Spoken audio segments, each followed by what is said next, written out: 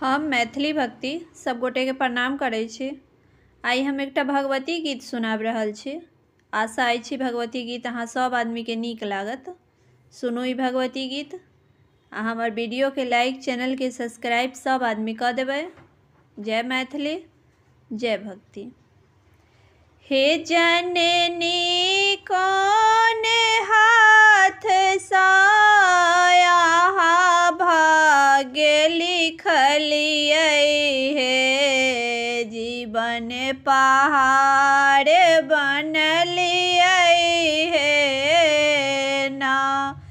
हे जननी कौन हाथ साया भाग्य लिखलिए हे, जीवन पहाड़ बनलिए हे ना।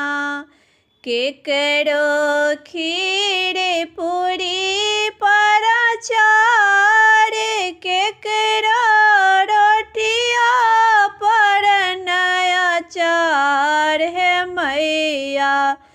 केकरो खीर पूरी पराचार, केकरो रोटिया पर नया चार, केकरो जिंदगी भरी पेट भोजन ला तरसलिए हे, जीवन पहाड़ बनलिए हे ना।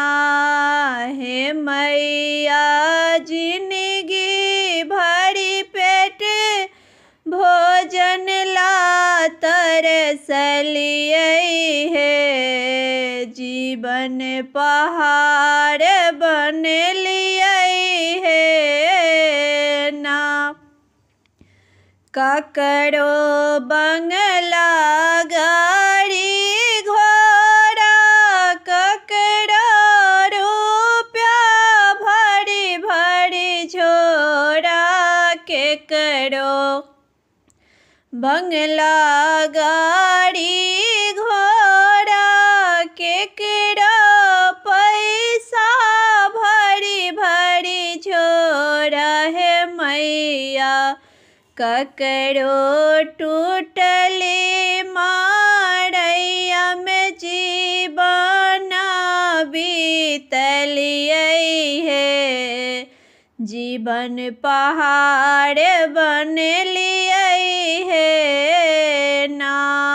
हे मैया ककरो टूटली मारैया में बीतलिए हे, जीवन पहाड़ बनलिए हे ना।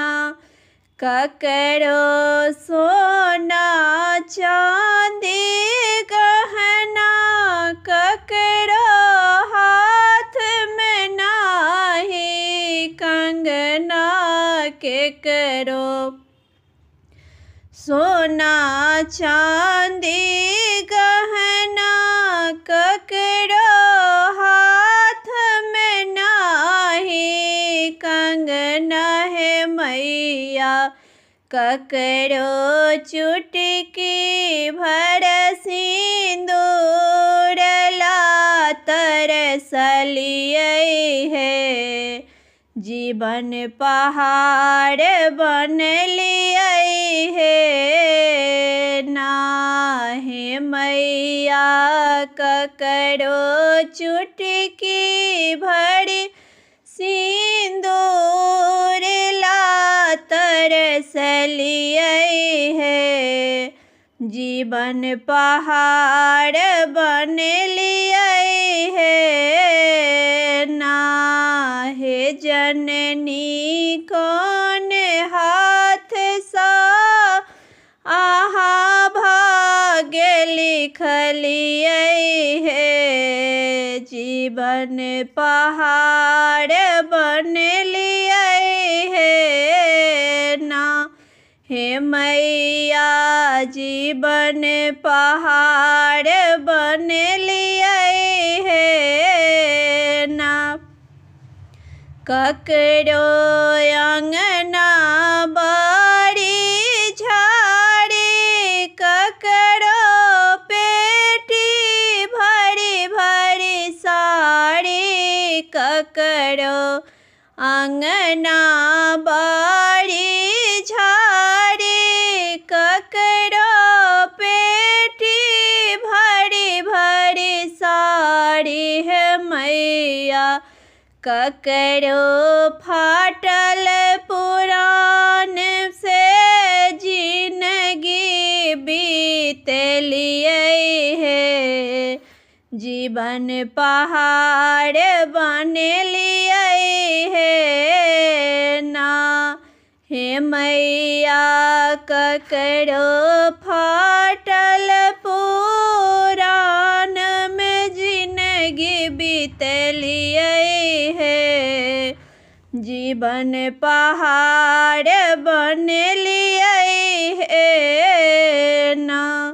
हे जननी कौन हाथ सा यहाँ भाग्य लिखलिए है, जीवन पहाड़ बन लिए है ना।